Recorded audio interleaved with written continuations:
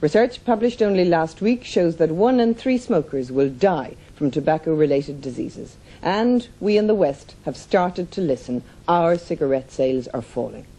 But what the tobacco companies can't sell to us, they're pushing elsewhere. Worldwide tobacco consumption is up, mostly through exports to developing countries less conscious than we are of the dangers. The sort of advertising campaigns that we would ban, those particularly attractive to young people, are dramatically boosting cigarette sales. To the health lobby, it's indefensible, but it's all fair trade to those fighting the tobacco wars.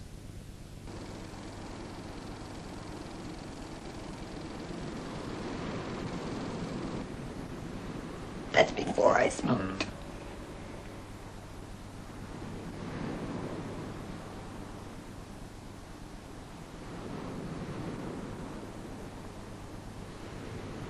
I had the life that every young girl dreams of. I funked for quite a few years. I worked for all the magazines, and it was very glamorous. I smoked for 33 years, and I couldn't stop even when I was sick. I smoked. I couldn't stop. The only thing that stopped me was when I found out I had cancer. Janet Sackman modelled for cigarette advertisements. She had cancer of the throat. Her larynx was removed. Those days, we didn't know what cigarettes could do to you. No one knew. Everybody smoked. It was glamorous, chic. And I didn't smoke. Then one of the executives said to me, it would be a good thing for you to start smoking if you're going to do cigarette ads. That way you can be more convincing, but more authentic. So I started to smoke. Then I was hooked very quickly. I was addicted.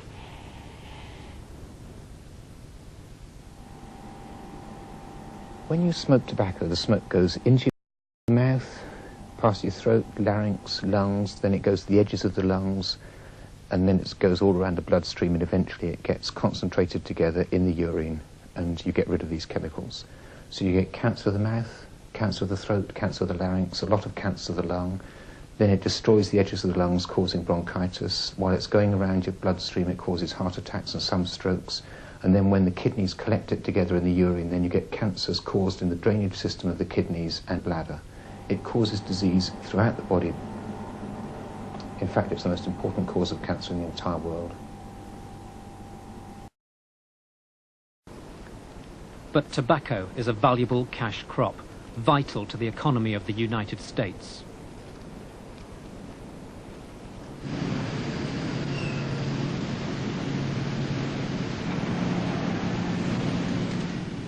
Oxford, North Carolina. Tobacco is processed for export.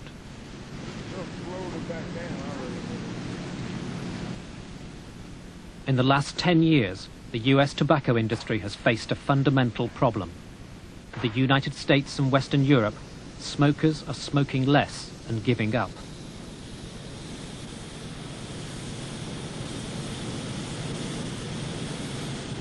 The market is shrinking. The world market is growing, and American tobacco is at the center of that growth, most notably in the developing world. I spent an awful lot of time with the tobacco executives. You don't work for them for 7 years and do over 40 different ad campaigns where you don't know what the theme of what your job is supposed to be. I was at the top of Mount Evans out in Denver, Colorado, and I certainly felt the effects of my smoking addiction, not being able to breathe. And it was apparent to me that I was one of the very few, because most people weren't smoking, including the R.J. Reynolds executives. And I asked the R.J. Reynolds executives why they weren't smoking. I thought it quite odd. And he turned to me and said, "We don't smoke this shit, we just sell it." And I laughed, and he said, "We reserve the right to smoke for the young, the poor, the black, and the stupid." As cigarette smoking declines in the United States, our cigarette companies are seeking new smokers to replace those people that have quit at home. In Asia is the target.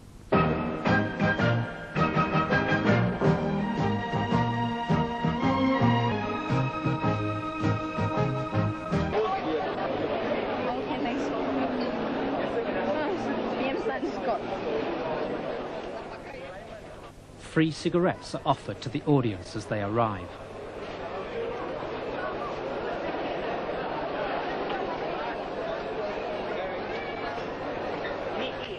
In the 2020s, that's when the children of today reach middle age, there's going to be about 3 million deaths a year in the rich countries alone from tobacco and 7 million deaths a year in the poor countries, so 10 million deaths a year altogether.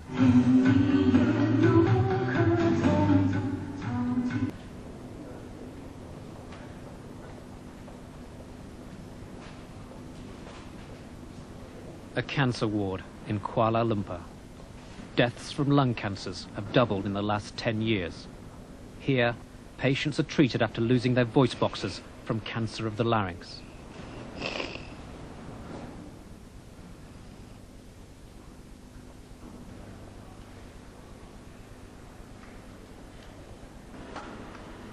Downstairs, Ahmed Saleh is receiving radiotherapy treatment after his laryngectomy. He used to be a heavy smoker.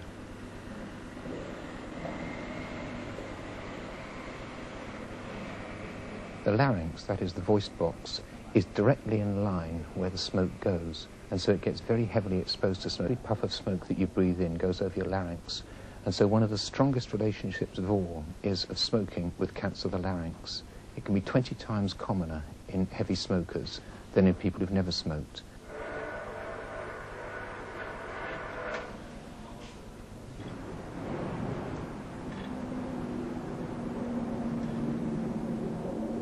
Long Island, New York. Snow and ice. Snow and ice. Laryngectomy patients here are taught to speak again. Their teacher is Janet Thachman, former cigarette model. Right. Ice on the basis of our speech is broken. If you can do that, you can talk. Okay? Would you like a cup of coffee? With coffee.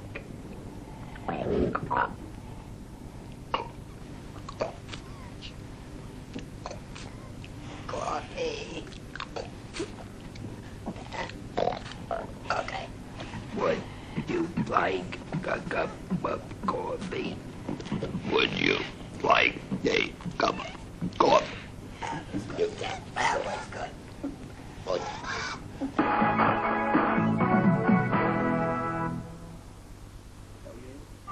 Although tobacco advertising is technically banned from Malaysian television, the tobacco industry is Malaysia's top advertiser.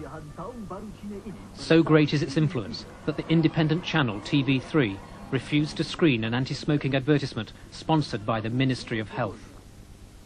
TV3 told the ministry, "This is because we have several programs sponsored by companies connected with the sale of cigarettes. There is an understanding that TV3 will reject anti-smoking advertisements and advertisements in competition with the sponsors." It isn't just the companies that lobby foreign governments. Pressure comes from the US government itself. There has developed a conflict in our country which should never have occurred between health and trade. While our Surgeon General and our health officials have been telling tobacco companies that there are a host of practices that should not be permitted, our trade officials have used our American trade leverage to force open markets all throughout the world. This is Taiwan, where wealth has been built on an expanding electronics industry. Until the mid-80s, there were no imported cigarettes in Taiwan, in protection of its own tobacco monopoly. Lack of competition meant that cigarette advertising was minimal. The proportion of younger people who smoked was in decline. In 1985, the US government, via its trade representatives, warned that unless Taiwan opened its doors to American cigarettes, America would impose trade sanctions. The loss of so vital a market threatened disaster to Taiwanese exports, a third of which go to America. Taiwan had little choice but to accept American cigarettes. American demands in such cases do not always stop at access. There may be further conditions.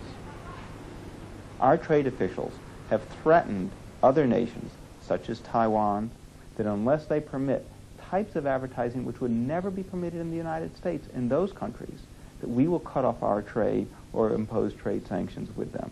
It's an hypocrisy which is perhaps unknown in the history of American foreign policy.